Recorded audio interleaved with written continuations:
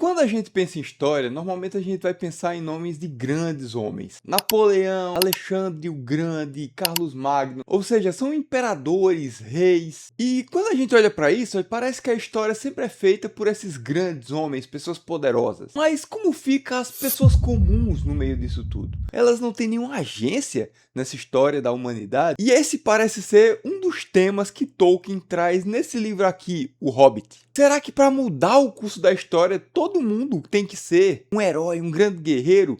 Será que pessoas normais também não participam disso? Porque Bilbo não é um herói, pelo menos não no sentido tradicional. Ele é um pequeno hobbit que mora numa toca lá no condado. E ele vive ali de uma forma muito confortável. Ele é um homem abastado, tem dinheiro, passa seus dias praticamente desfrutando ali de boa alimentação e não parece ter nenhum interesse de mudar a maneira que ele vive. Ele é aquele tipo de pessoa que quer ter certeza que o dia de amanhã vai ser muito parecido com o dia de hoje. Isso, a vida dele transcorre normalmente até que Gandalf aparece na sua porta. E com ele, o chamado para a aventura. E quando menos perceber, Bilbo vai estar ali envolvido com 13 anãos para poder invadir uma montanha em que vive um dragão para poder roubar o seu tesouro. E de início, isso não é ideia dele. Quem bota isso na cabeça dele é Gandalf, mas ainda de uma maneira meio ardilosa, porque ele desenha na porta dele convidando os anões para poder ir nessa aventura, já que ele teria encontrado o ladrão perfeito. E o bom é que logo de cara os anões, eu vou falar anões, mesmo sabendo que é anão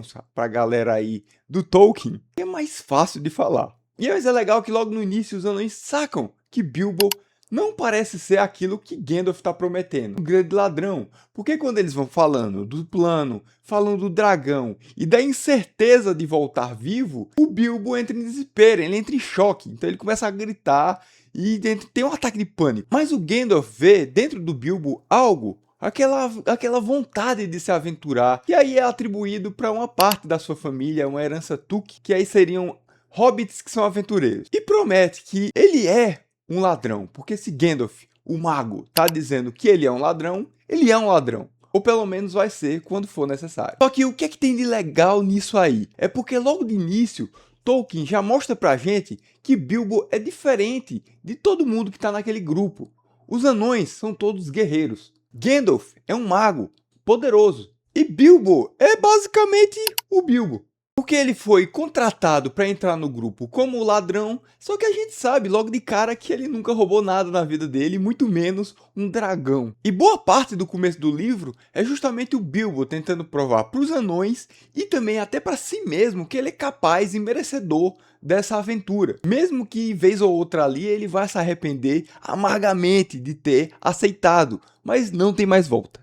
E nisso a gente vai vendo a transformação, a mudança que essa aventura vai causando em Bilbo. E por isso mesmo a gente pode entender que esse livro, O Hobbit, ele também é um romance de formação. Porque ele vai ter um arco de amadurecimento, só que tem uma coisa diferente na obra de Tolkien. Normalmente em romance de formação, a gente vai acompanhar um jovem que está entrando na vida adulta. Então a gente vai ver todo esse amadurecimento de um jovem rapaz, de uma criança, até chegar na vida adulta. Só que Bilbo, logo no começo da história, ele já tem 50 anos de idade. Ele é uma pessoa que já tem uma personalidade muito bem formada. Ele sabe, as opiniões que ele tem, até no livro brinca que, com um bolseiro, eles são tão previsíveis que você não precisa perguntar a ele o que ele pensa de uma coisa, porque todo mundo sabe o que ele pensa. Então ele é um sujeito já formado, ele tem a própria casa dele, o próprio dinheiro, tem justamente a maneira que ele vive a vida, né? Todos os seus hábitos bem estabelecidos, e mesmo assim ele é capaz de mudar. Porque só através dessa viagem, só se colocando e se jogando no mundo, é que ele tem a oportunidade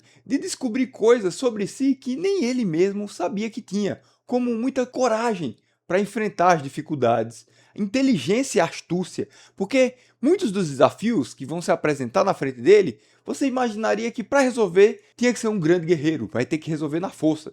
E ele é um pequeno hobbit, ele é menor que os anões. Mas através da inteligência, da sua astúcia, ele vai resolver os problemas. E, em certos momentos, até mesmo tomando a frente da situação e se tornando o líder do grupo. Mesmo que o Thorin seja o líder, mas vai entregar na mão dele ali a responsabilidade de resolver, de salvar todo mundo, de apontar o caminho que eles devem seguir. E uma das coisas que é muito legal nesse livro é justamente porque o Bilbo ele não tem que se transformar em outra pessoa para virar e viver aquela aventura. Ele não tem que ficar parecido com Gandalf, ele não tem que ser que nem o Thorin. Ele continua sendo ele, e ele consegue fazer as coisas que ele faz justamente por ser como ele é e porque são coisas que já existem dentro dele. E um dos momentos que é muito importante para a mudança e transformação do Bilbo é um momento que é muito importante para a história da Terra-média como um todo, por toda a obra do Tolkien, que é quando eles são capturados por orcs dentro de montanhas, e lá, no meio do escuro, ele vai encontrar um anel mágico. Depois, vai encontrar o Sméagol, ou o Gollum. E nesse momento, eles vão passar pelaquela famosa cena das adivinhas. E nisso, o Bilbo vai descobrir que o anel torna ele invisível. Em todo momento, a gente vai observar muito da astúcia do Bilbo para resolver a situação. E depois, quando ele aparecer lá na frente, ainda vivo, todo mundo achando que tinham perdido ele, que possivelmente ele tinha sido capturado pelos orcs, aí vão comemorar a chegada dele, e aí daí a gente já começa a ver muito da mudança do que ele vai fazer dali para frente. Mas vamos voltar alguns passos, porque quando o Bilbo descobre que pode ficar invisível e ele consegue fugir do Sméagol, existe um momento que o Bilbo está armado, invisível, e poderia ali acabar com o Sméagol. Porque a gente sabe que se o Sméagol tivesse tido a oportunidade ali, ele teria tirado a vida do Bilbo. Só que o Bilbo, olhando para aquela criatura maldosa, corrompida, ele sente pena. E por isso mesmo ele poupa a vida do Gollum. E naquele momento, o Bilbo não tinha como imaginar a consequência dessa sua escolha, nem mesmo o Tolkien, porque ele só ia escrever O Senhor dos Anéis muito tempo depois. Mas todo mundo que leu O Senhor dos Anéis ou assistiu os filmes sabe que o Gollum vai ser fundamental para a destruição do Um Anel. Então, uma das decisões mais fundamentais de toda a história da Terra-média é consequência de uma decisão de um hobbit que estava preso dentro de uma caverna. Isso já mostra um pouco do impacto de que um homem comum pode causar na história da humanidade com pequenas escolhas. E bota em xeque aquela ideia que grandes transformações, grandes mudanças na história da humanidade vão acontecer através de grandes atos. Em Tolkien, um pequeno ato vai transformar toda a história de uma maneira que ninguém naquele momento poderia prever. E é muito legal saber que o Bilbo não sabia disso, porque esse ato ele se torna ainda mais grandioso, porque ele não faz isso porque ele está antevendo o que vai acontecer no futuro. Ele faz isso porque ele tem misericórdia. E esse ato tem tudo a ver com a maneira que Tolkien estabelece ali de como se destrói o mal. Aí você pode dizer que eu estou enrolando para poder te convencer que pessoas comuns conseguem mudar a história, porque isso não está nesse livro aqui. Mas calma, cara. Eu vou te mostrar que tem outros momentos na história que vão mostrar justamente isso, que pequenas atitudes, pequenas escolhas mudam a história da humanidade. E se você está gostando do vídeo, clique em gostei, já se inscreve no canal, que a gente vai continuar fazendo esse tipo de conteúdo por aqui, tentando ir além do que as histórias nos mostram. E não ficar só no gostei ou não gostei. Mas vamos lá, conforme a história do Bilbo avança, cada vez mais ele passa a ser uma pessoa que precisa de menos pessoas protegendo ele, e na verdade ele passa a proteger os outros ou arrumar formas de salvar eles das situações que vão se desenrolando no meio do caminho. Tem um episódio com as aranhas gigantes, que aí ele vai enfrentar elas ali para poder resolver. Mais na frente ele ajuda o grupo de anões a poder fugir ali do Rei dos Elfos, que na história aqui ele ainda não tem nome, mas depois a gente sabe que ele é o Thranduil, que mantém os anões presos e ele usa o anel para conseguir tirar eles de lá. E daí a gente já começa a ver a grande mudança que Bilbo tá causando na história, porque lá no início a gente ficava se perguntando, e os anões também, e até ele mesmo, por que que levaram ele? Pra quê? Só que agora o jogo mudou. E um dos pontos altos disso tudo é quando eles chegam na Montanha Solitária e encontram Smaug. Porque quem entra lá sozinho é o Bilbo, porque os anões ali vão mostrar até um pouco das características dos anões, e que, bem, a gente te pagou, então resolve lá. E nesse momento, Gandalf já tinha saído para resolver as suas próprias coisas. E é nisso também que me faz perceber como Tolkien tá pegando essa história e subvertendo a história de cavalaria. Porque Tem aquelas histórias do dragão, o cavaleiro que vai enfrentar esse dragão, um tesouro, um reino perdido, porque a Montanha Solitária é um reino em que os anões viviam antes, e por isso que tem muitos tesouros lá, porque é o tesouro dos antepassados do Thorin. Ele é o grande herdeiro, ele que seria, né, contado pelas lendas, pelas histórias, que ia vencer o dragão, que ia reconquistar a Montanha Solitária. Só que o grande protagonista dessa história não é o Thorin. Não é um cavaleiro que vai enfrentar tudo sozinho e vai resolver as coisas. Quem enfrenta de início o Smaug é o Bilbo, e ele faz isso conversando. E mais uma vez o Tolkien mostra pra gente toda a capacidade de astúcia, inteligência, comunicação que o Bilbo tem. Porque ele sabe que não tem a menor chance de enfrentar o Smaug no corpo a corpo. E por isso mesmo fica invisível para poder chegar perto e conversar com ele. E como ele já sabe também, por causa de lendas contadas, ele sabe que os dragões também, eles são ardilosos, eles são inteligentes. E por isso mesmo, quando ele está conversando com Smaug, ele meio que conversa de maneira muito enigmática, evitando dizer quem ele é. E ao mesmo tempo buscando uma forma de derrotar o Smaug. E ele encontra, é através da vaidade. Porque ele, todo momento, ele fica elogiando, e o Smaug é esperto, ele saca. Só que aos pouquinhos, ele vai se deixando levar pelo papinho do Bilbo. A ponto de o Smaug querer se exibir, mostrar o quanto o seu corpo é impenetrável, e a parte da barriga dele, que supostamente seria mole, na verdade ela está cravejada de pedras, de ouro, então ele seria completamente impenetrável. Só que o Bilbo consegue observar que existe uma pequena parte no seu coração que está descoberto. E mais na frente, essa informação vai chegar no Bard, que é quem vai eliminar o Smaug, porque o Bilbo depois subiu, contou para os anões e veio um passarinho e ouviu.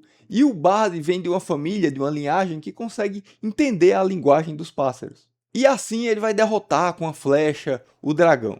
Beleza, não foi o Bilbo que matou o dragão. E a gente sabe que depois as grandes narrativas que vão se criar ao redor da eliminação do Smaug vão girar em torno do Bard, o grande herói. E claro, ele merece, foi ele que ele ouviu, mas também teve a habilidade de acertar aquele ponto muito pequeno para derrotar o dragão. Mas isso só foi possível porque Bilbo descobriu qual era a fraqueza do dragão.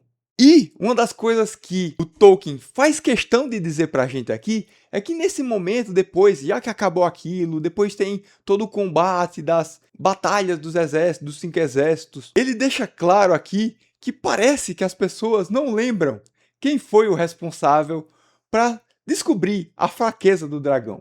Então o Bilbo é fundamental para o desenrolar da história, para a transformação do que estava acontecendo naquela região, para a história com H maiúsculo daquela região, só que não vai levar nenhum crédito por aquilo. E aí a gente fica pensando, quantas vezes na história da nossa humanidade não pode ter acontecido coisas assim? Ou melhor, aconteceram. As pessoas comuns foram para as guerras, lutaram, foram comandadas por generais, ok, mas foram elas que estavam lá no combate, foram elas que traçaram ideias, estratégias, junto muitas vezes com reis, com generais, com imperadores, mas seus nomes não ficaram para a história. Então, por cada momento histórico decisivo na história da humanidade, existem milhares de pessoas anônimas, que individualmente, com pequenas escolhas, juntas mudaram a história da humanidade. E muitas dessas pessoas que tiveram grandes participações na história da humanidade não vão ter estátuas erguidas em seu nome, ter seus nomes escritos nos livros da história,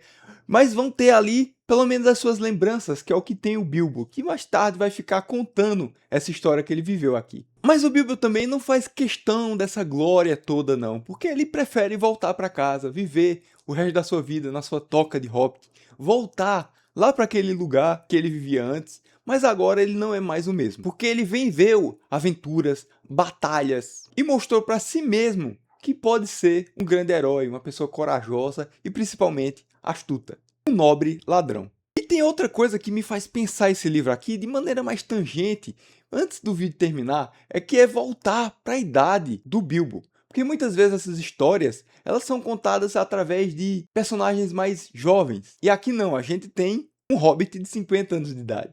E a gente vive hoje em dia nessa ideia de que as pessoas têm meio que um tempo para resolver as coisas na vida. Descobrir muito cedo qual é a sua vocação, fazer uma faculdade e com os 30 anos já está muito bem da vida. E se você chega aos 40, 50 anos, ou melhor, até os 30 mesmo, sem ter conquistado grandes coisas, muita gente tem uma sensação de fracasso. Passou a hora já de realizar aqueles sonhos, de seguir aquela carreira que você queria, de mudar o mundo, como o Bilbo fez. Só que o Bilbo passou a vida toda dele vivendo no mesmo lugar, vivendo uma vida muito parecida ao longo do tempo, muito pacata, sem grandes feitos. Mas aos 50 anos de idade que ele vai realizar o sonho dele de participar de uma aventura, um sonho de infância que tinha se perdido ao longo do caminho. Então encontrar o anel, se aproximar e conhecer o Gandalf, os anões, ir para batalhas, mudar o curso da história da Terra-média, isso ele vai fazer depois dos seus 50. Isso é Tolkien mostrando pra gente um personagem que já teria ali bem consolidado na vida, sua personalidade, seu jeito,